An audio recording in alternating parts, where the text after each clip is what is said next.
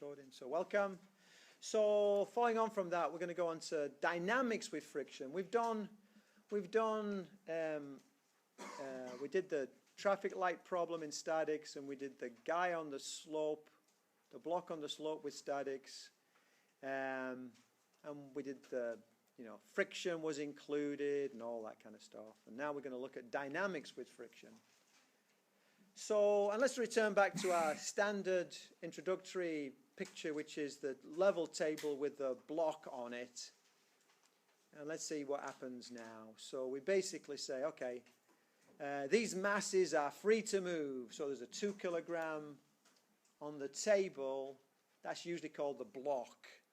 And we have a 5 or 8 kilogram hanging on the string. That's usually called a load.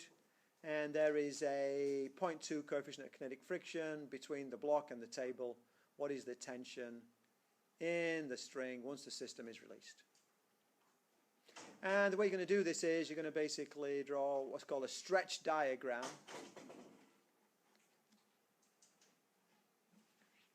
And I'm going to recognize that's 2 kilograms and that's 8 kilograms. And of course I have a tension force here. So there's my tension force. And I have a tension force pulling this guy back. It's the same tension force. It's an action-reaction pair, really. And if this is 8 kilograms, that's 80 newtons because it's on the Earth's surface, so that's 80 newtons.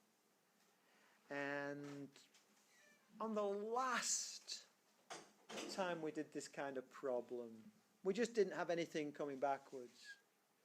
Because, well, there's a 20 Newton weight here. And yeah, that causes a 20 Newton normal force. But neither one, both of them are perpendicular to my direction of travel here. So neither one has an effect on my direction of travel when the surface is smooth. And my previous time I did this problem, if this was a smooth surface, it would be appropriate. You could put down those two forces. Weight acts downwards, which is perpendicular to the smooth surface. The normal force acts upwards. It's the, if you like, the pushing force of the surface, onto the underside of the block. That pushes upwards. And they're equal and opposite because they're an action-reaction pair. And yeah, I guess they're irrelevant to solving this problem if it's a smooth surface. But this is not a smooth surface. This is a rough surface. This is a friction-filled surface. And so conceptually I can see, well, there is going to be an FF. And it is going to be caused because there is an Fn on a rough surface. And it doesn't matter that the Fn is perpendicular to the surface. So I do have an FF here. But I don't know it. I'm going to try and solve this in one step. I got two choices. I can pick the 8 kilogram mass. I can pick the 2 kilogram mass. Yeah, fine, let's do it. So I go find tension, which is what I want. Find the tension using the sum of the forces on the 8 kilogram mass is equal to the mass of the 8 kilogram mass times the acceleration of the 8 kilogram mass. How do I know it's accelerating? Well, it's kind of like they're released. I've got a big heavy mass pulling on a 2 kilogram mass. I suppose if it's not accelerating, that A will come out to be 0. So you can, in a way, you can always apply the sum of the forces equals ma. If it's a static situation, the A will be 0 because there's no acceleration. So in a way, as I said before, Newton's two laws are really Newton's one law. His first two laws are really the same law, different aspects of the same law. But traditionally, we break them up into 2 bits. But you can my gut tells me there's going to be some non-zero acceleration. But if it was static or if it was going at a constant speed, it would be a 0 acceleration, and it would still work out. So okay, so let's, I'm going to put this in bold so I know that that's the bit I'm looking at. That's the bit. And what I say is, oh, plus 80 added to minus t. They're the two external forces, is equal to 8 times A. 8. So t is equal to 80 minus 8. The A on the 8. Just rearrange that equation. Oh! If only I knew my acceleration. Change color pen.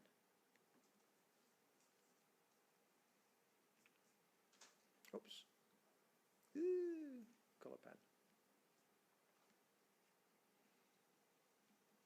Find, oops, A8, which by the way equals A2, which equals a system. Let's just put that down. Using the sum of the forces on the system is equal to the mass of the system times the acceleration of the system.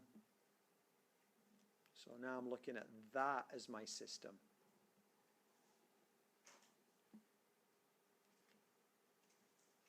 So plus 80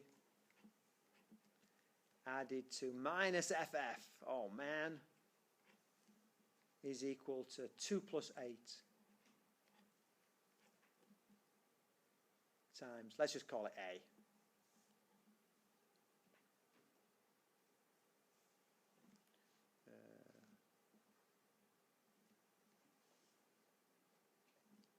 So A equals the A of the 8 and the A of the 2 and the A of the system. It's all the same.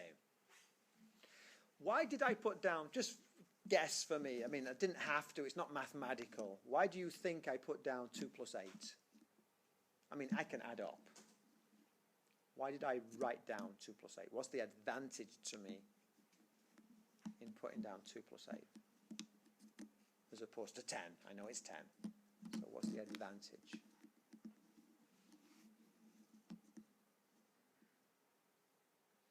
The advantage is that when I check my answer, I know I added them together. It's a double check. Oh, it's 2 plus 8. Yeah, I added them together. Oh, there's the 2, there's the 8. By that one little step, made checking my answer so much easier.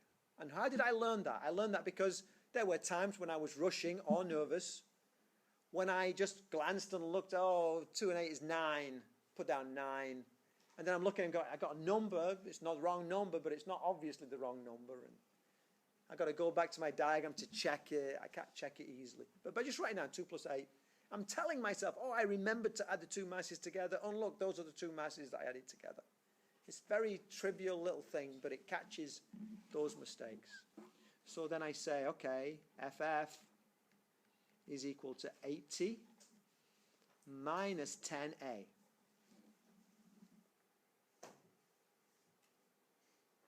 Oh, sorry, no, did that the wrong way around. I'm trying to find A. So A is equal to 80 minus FF all over 10. Oh, man. If only I knew FF.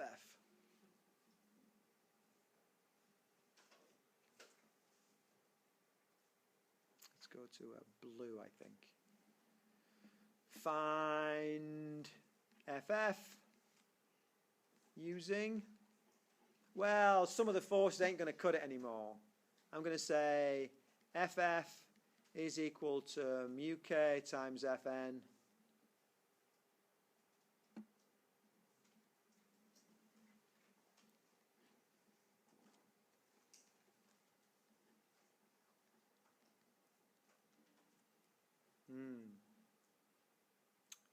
FF is equal to 0.2 times 20. Notice how I'm now at a stage where I've practiced this enough. I look at my diagram, that's 20, that's 20. It's a long problem. I'm happy with it. If it was on a slope, I wouldn't be able to just write that down. So then FF is equal to 4 newtons. So I say A is equal to 80 minus 4 over 10, which equals 7.6.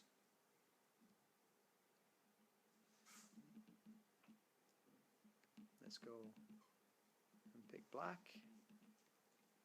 So T is equal to 80 minus 8A. T is equal to 80 minus 8 times 7.6, which equals 80 minus 6 eighths of 48, carry 4, 7 eighths of 56, and 4 makes 60. I think that's 60.8. T is equal to 0.2 makes that 61, 9 makes that 70, 19.2 newtons. There's my answer. So I went from there to the...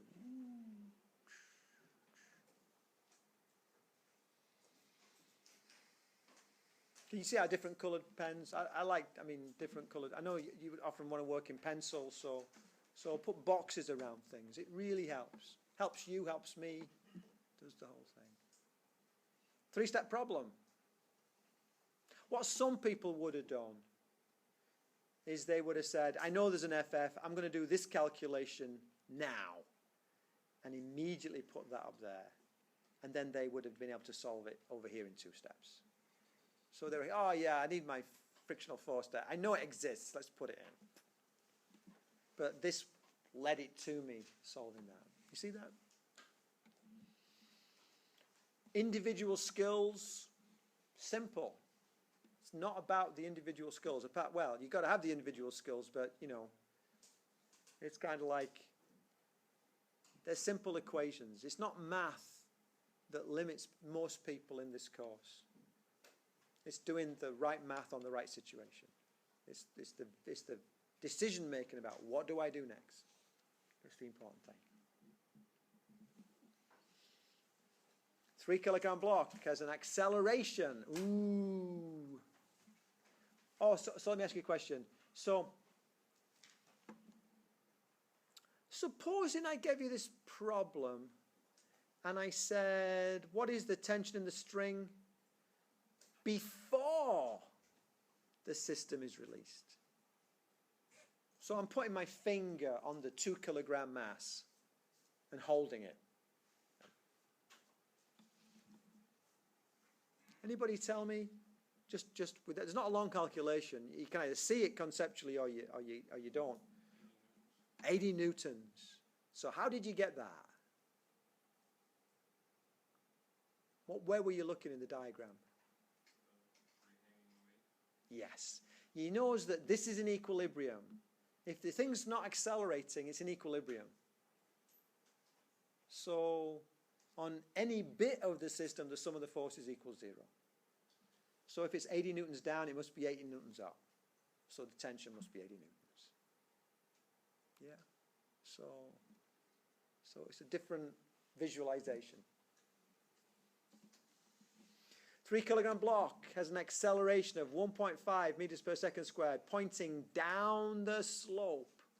What is the coefficient of static friction for the block and the incline?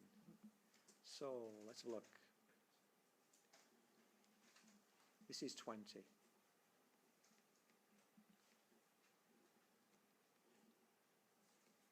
It's a 3 kilogram block, so that's 30. There's going to be a normal force. There's going to be a frictional force. Let's have a look. A 3 kilogram block accelerates. Oh, let's change color pens because acceleration's not quite the same thing. My acceleration, I'm going to kind of draw it down. I'm going to draw it here. I'm going to draw it there. There's my acceleration.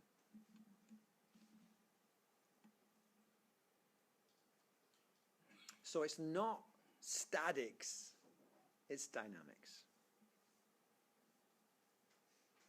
The sum of the forces, so let's just break for a second. This is physics 2 stuff, sorry.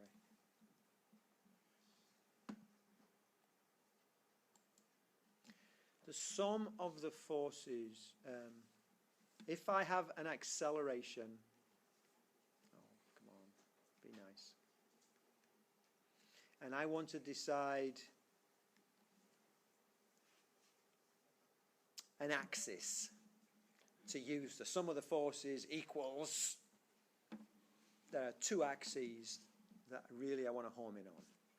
The first is that axis. And I'm going to say the sum of the forces equals ma. Acceleration, yeah? Because I'm accelerating.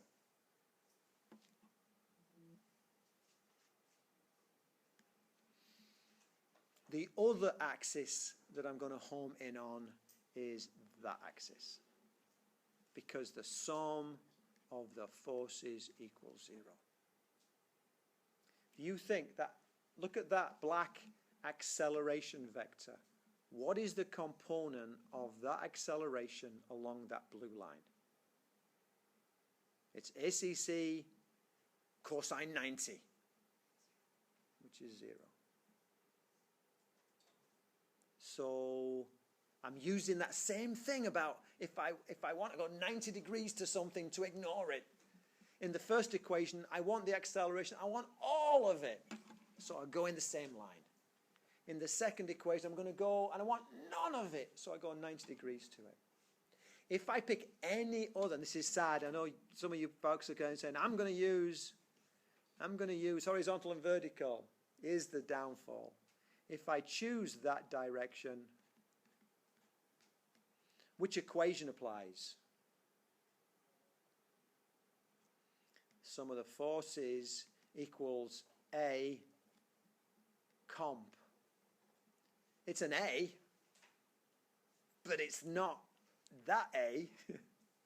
It is ACC cosine this angle, because it's a component, and I have no idea what that is. And if I choose that angle, then I have to use the sum of the forces equals sum A comp equals M, sorry, M, man, too busy thinking about the A's. M A comp, and it equals M times A CC sine theta. And life gets hard. So if there is an acceleration, go with the direction of the acceleration and try and solve it using the sum of the forces equals ma. And if that doesn't give you the whole answer, go 90 degrees to it and say the sum of the forces equals 0.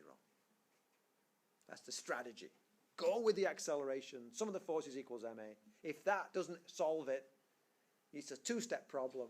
Go at 90 degrees to it and say sum of the forces equals 0. But don't go in between. If you go in between, there's a little bit of acceleration, but neither of us knows how big that is until we do some math. It's not impossible. You can solve it using horizontal and vertical, but it'll be, much longer, 3 or 4 times longer with slips. You've got to do 3 times as much trig. Then you've got to do simultaneous equations. It's like, man, So with these guys, as a strategy, look for your direction of your acceleration and then resolve your forces along that line. So I'm going to say, okay, what is the coefficient of static friction? Coefficient of static friction, okay. So I'm going to say, let's go back to black on that. I'm going to say FF is equal to mu Fn. It can't be static friction. Got to be kinetic, isn't it? I suppose, well, I I guess you can have an acceleration when you're stationary, but only for an instant. You know, the acceleration is going to cause you to start moving. Let's just say kinetic on that. Okay. So it's less than or equal to, but I'm going to say it's on the point of slipping, so it's equal to. Okay. So I'm going to say FF is equal to mu Fn. I'm going to say mu is equal to FF over Fn. And then I'm going my bits. So let's do this bit. I'm going to do, let's go to red. I'm going to say find F using the sum of the forces. I want to ignore Fn, so sum of the forces parallel to slope equals ma. I'm in the direction of my acceleration, so I'm going to say, let's bring that there. And that guy is going to be 30 sine 20. Let's call this positive and this negative, and let's remind ourselves that that's its own slope component. So I go plus FF added to minus 30 sine 20 is equal to, not 0 like it was before. There's an acceleration this time. And the acceleration is the mass, which is 3 times the acceleration, which is 1.5. And I've made a mistake. There's something wrong with that equation, and can you spot it? If you look at your diagram, you might be able to spot it. Sorry? The acceleration is negative. And how did you spot it? Oh, you're looking at the words? Fair enough. I'm looking at the diagram. And I'm going, oh, look, down the slope. And I decided to make that negative direction. Now, I could have done the opposite signs and made that positive and that negative, and it would still work. But that would be a negative FF, and that would be a positive 30 sine 20, and that would be a positive 1.5. As long as I'm consistent, I'm fine. But what happens is people, especially in my opinion, if they don't draw the diagram, they'll call it positive. If I give them a number, they'll call it positive. So then I say, well, FF is equal to minus 4.5 plus 30 sine 20. FF is equal to minus 4.5 minus 4.5 plus 30 sine 20. Oh, nice if I turn the thing on. 30 sine 20. That's going to be 10.26, which equals minus 4.5 equals, I'm getting 5.76, is that right? And that's going to be in newtons. And then coming along here, I'm going to go to my green. I don't know if you can see green very well on the videos. I'll find out. I'm going to say find Fn using the sum of the forces perpendicular to the slope equals 0. Because they are 0 in that direction. And why am I doing it in that direction? Because I want to avoid FF. But I know FF. Yeah, I know FF. I could use it if I wanted to. But why not just, this technique works really nicely, so I just use it. And this guy there would be 30 cosine 20. Let's make that positive. Let's make that negative. Let's remind ourselves that that is its own component. So I go plus Fn added to minus 30 cosine 20 is equal to 0. There's no a involved in this. So Fn is equal to 30 cosine 20, 28.19.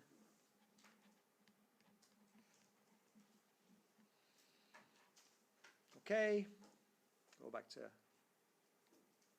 my original color. Boom. Mu is equal to 28.19 over Fn. Oh, sorry. Mu is equal to 5.76 over 28.19, which equals 5.76 divided by 28.19, which equals 0.20.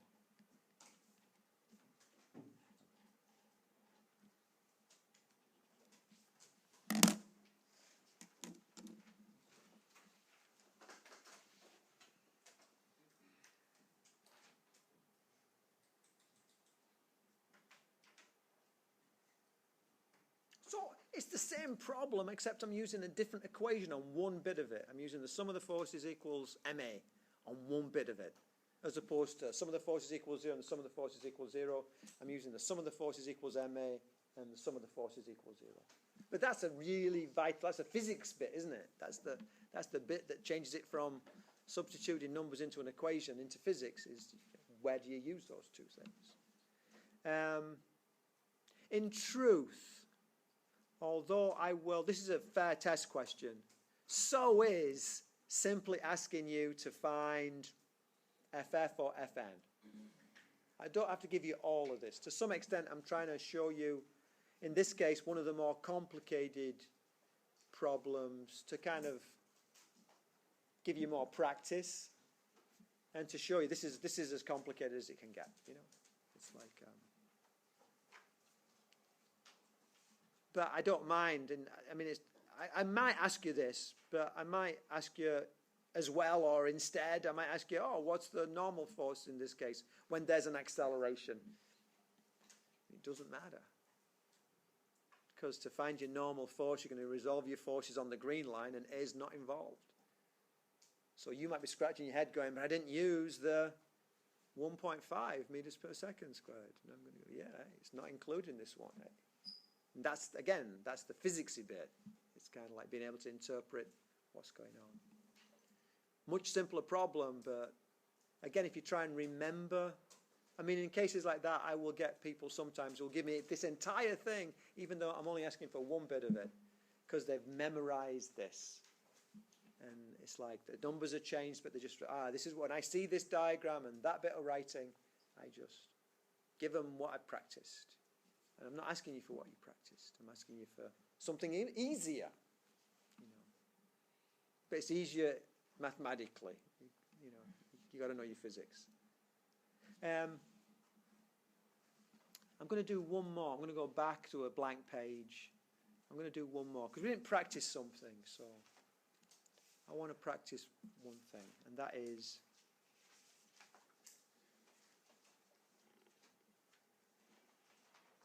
I'm going to go to 20 degrees. I'm going to go to 3. I'm going to go to, let's say, 9. And this is smooth. I shouldn't really say smooth, actually. It's really a misnomer to think that smooth interfaces have a low coefficient of friction and rough interfaces have a high coefficient of friction. When I was a student, I worked in a woodwork factory. We made pallets, basically, boxes for businesses. And there was this old part of the factory that building was probably 150 years old. It was really old. And it had a cobblestone floor, and over the years, cobblestones get rounded. So the floor was actually like that. And so we had concrete bits, and they would abut onto cobblestone bits. And the way the pallets work, you basically have a pallet which is basically 2 wooden runners with a flat bit on top, and then you stack your wood on top of that pallet. And the way that you move it around is you bring this dolly, and the dolly lifts the pallet off the ground, and you just wheel the dolly around. And I was taking this woodwork into the old part of the factory, and I was on the concrete bit, and then I went onto the old part of the factory floor, and for some reason one of the managers wanted the dolly like now, and he said, "Give me the dolly." And I said, "Just wait until I get it over by." And he goes, "No, just give me it now." And I said, "What are you talking about?" He goes, "Let me show you." And he pulled the dolly out, and he put his foot against here and pushed it, and it slid quite nicely. And I was like, whoa. When I went back, when I had the next load of wood, before I put it onto the dolly, when it was on the concrete floor, I pushed it with my foot. I couldn't move it. Because there's an awful lot of enmeshment between the fibers of the wood and the concrete. There's an awful lot of bits. It's flexible wood because there's a big load on it. There's a lot of point of contacts. That thing about only 3 points of contact works when it's rigid, when it's like stainless steel on stainless steel and not so big, it works. But when it's a carpet, if you want to move a carpet across a rug across a carpeted room, you don't grab hold of one corner and pull it. You roll it and then pull it. By rolling it, you reduce the number of contact points. So flexible interfaces are kind of different from rigid interfaces. But this is a very rough surface. This is a really rough surface, on a macroscopic level at least, and yet very little friction. And this is a very smooth surface on a macroscopic level, and yet quite hard to push, quite friction-filled. So smooth and rough, not the best choices, although we do it all the time. Okay, so let's have a look at this. So I want to just make sure we know how to do this when it's at an angle, because it's the same principle. We know how to do it. It's just the question is, do we know how to do it right? So I want to find the tension, find T when released.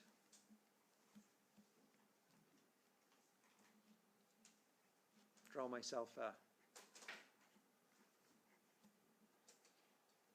looking over here, this is 90, this is 9, this is 3, this is tension. And again, so now I know there is a backwards force. I know there is. If I look over here, there's my 30. I got to find the forces along this direction of motion. So I've got to find the component of the weight of this 30 along the line of motion. And there is a component there. It's 30 sine 20. When it was horizontal, there wasn't a component there. But now it's on a slope, so there is a component there. So this is 30 sine 20. And then I say, okay, let's have a look. I'm going to pick the 9. That's the easiest one. So find T using the sum of the forces on the 9 is equal to the mass of the 9 times the A of the 9 plus 90 added to minus T is equal to 9A. So T is equal to 90 minus 9A.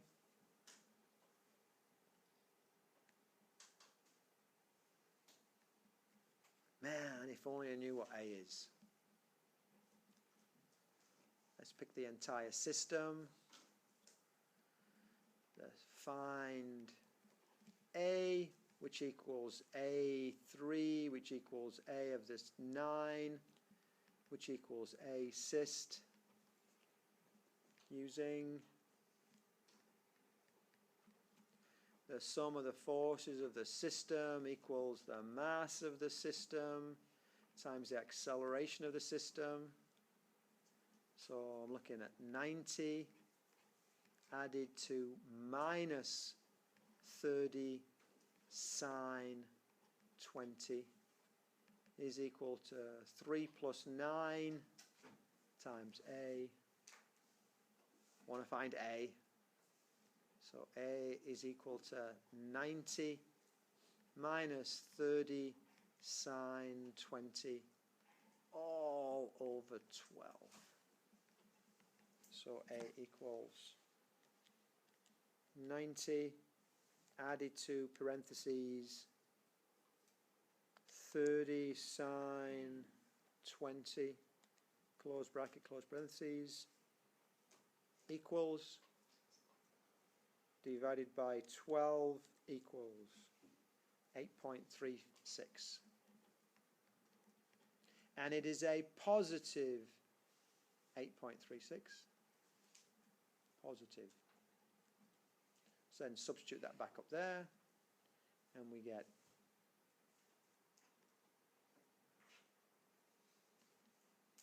T is equal to 90 minus 9 times 8.36. T is equal to 90 minus 9 times 8.36 is equal to 75.24, which equals, I'm going to do 90 minus second answer to do that. That's going to be 14.76 newtons. That's my answer.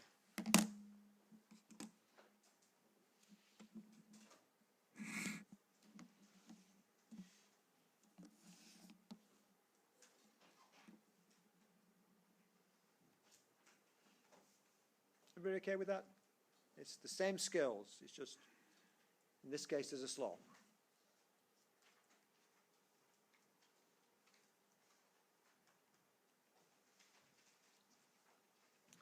Apparent weight.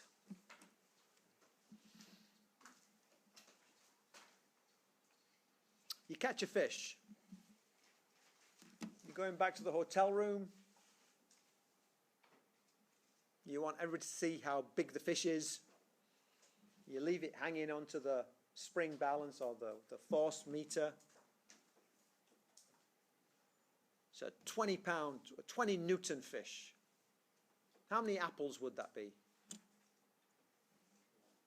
Like 20 apples in a bag.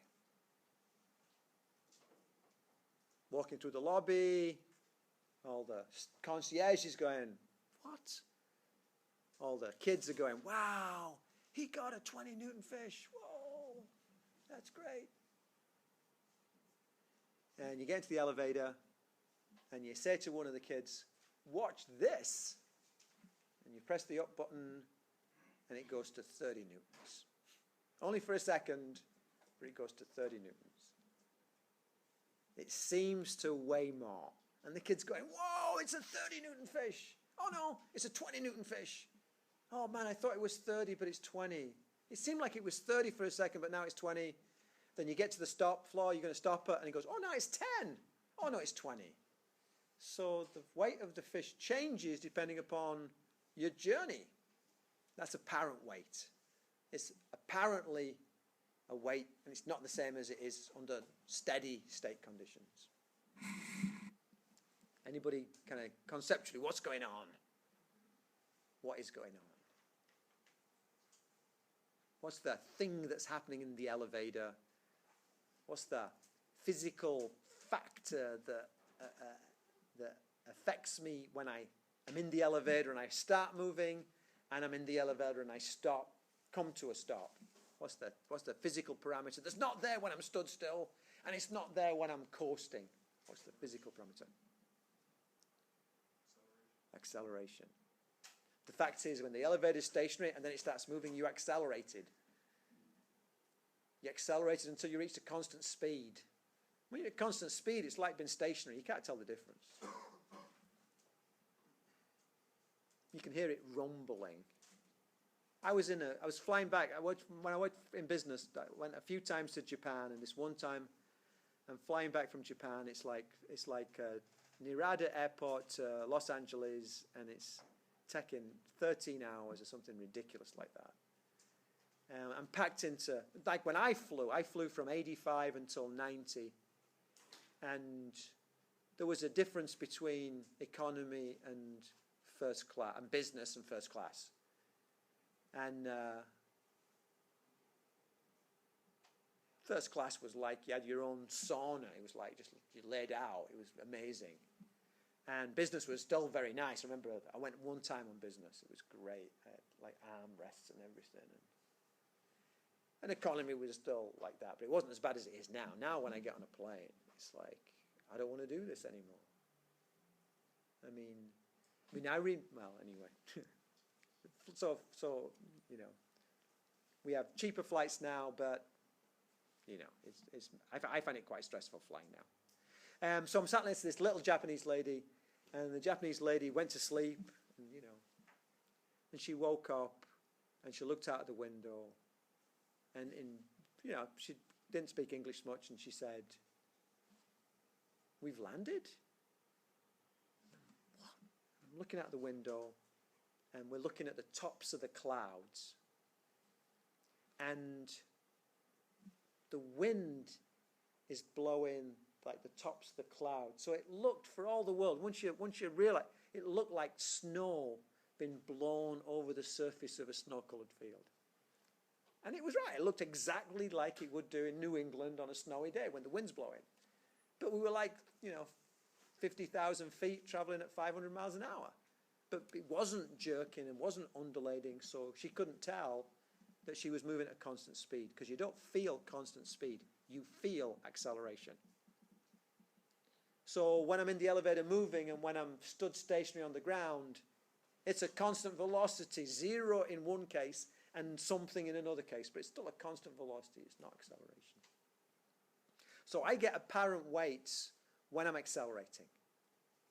And basically we've got to figure out how these work. And they work if you just follow the procedures, if you follow the methodology, then they just fall out. So let's follow the methodology. So basically it says a 4 kilogram object hangs from a force gauge, so here's my 4 kilograms. And here's my force gauge. And it says, while traveling in an elevator that is moving upwards and speeding up, so the V is upwards and my A is upwards, a little bit of conceptual understanding there. And its acceleration is 3 meters per second squared. Don't give you the velocity, maybe in a test I would, you know. At this instant, its velocity is 7 meters per second. Though it's going to change, but you know, I'm just throwing a number in. Might tell you how high you are off the ground, just to give you another number to chew on. And I want to know the apparent weight. So there's a little bit of conceptual understanding here, and the weight equals the tension in a spring balance, in a force gauge. The tension that you pull on that piece of wire is the force that it pulls the gauge with, which is what is red. So the weight equals the tension, and when you're accelerating, the apparent weight equals the tension. So just remember that force gauges read the tension is what you read. Not finished my diagram off, have I?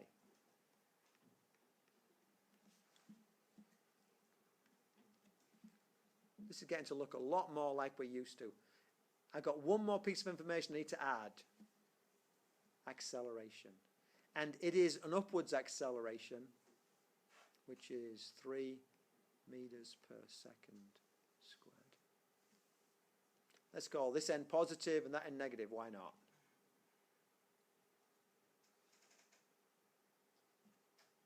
Sum of the forces vertically equals ma, because it's accelerating. The acceleration is upwards. We're going to resolve our forces upwards. Plus t added to minus 40 is equal to, the acceleration is upwards, 4 times plus 3. T is equal to 12 plus 40. T is equal to 52 newtons. So when I'm in the accelerator, when I'm in the elevator, and I'm speeding up while traveling upwards, my fish weighs more for that instant. While ever I'm accelerating, my fish weighs more. Yeah?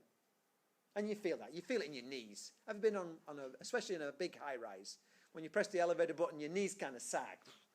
Your body's left behind. Literally, the inertia leaves your body where it wants to be, but your feet are pushed upwards. So you feel it in your knees. Yeah? Just two different ways of seeing the same thing. Well, that worked out pretty straightforwardly. Can you do this one for me? I'm curious about this, so I'm gonna actually.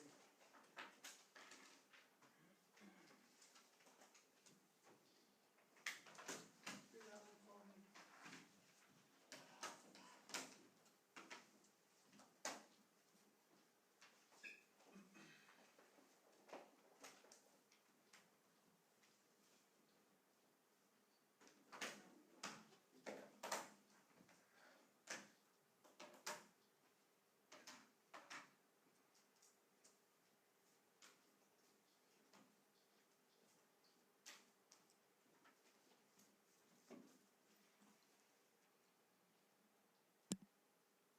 We're back, and let's see what most people said to this. Most people said A.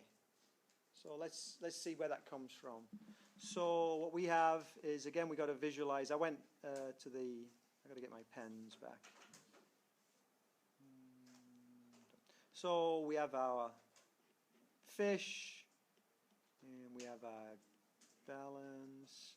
And this is a 4 kilogram object, hangs from a gauge. There's going to be an upwards tension and a downwards tension. And then the elevator is moving upwards, so V is upwards, but it's slowing down, so that tells me that my A is downwards. I have my weight, so that's 40, because the pull of gravity is the pull of gravity, but I also have this acceleration. And this acceleration is 3 meters per second, but now, if you think about it, it's pointing downwards, which is minus 3 meters per second squared. So I say find apparent weight, which equals the tension, using the sum of the forces vertically equals ma, because it's accelerating. So I go plus T added to minus 40, then my two forces is equal to the mass times minus 3. So T is equal to minus 12 plus 40. T is equal to plus 28 newtons. So the only thing I changed in that problem was the direction of the acceleration. And I indicated that by telling you were slowing down or you're speeding up. So conceptual informs your diagram, which gives you your signs, which gives you your math. Yeah. So, and that's what this game is about. For this and the next chapter for sure, and beyond there, more and more, your diagram will decide what your answer is going to be. And, you know, it's going to be a good diagram and happiness, or a bad diagram and sadness. Okay. Let's stop there.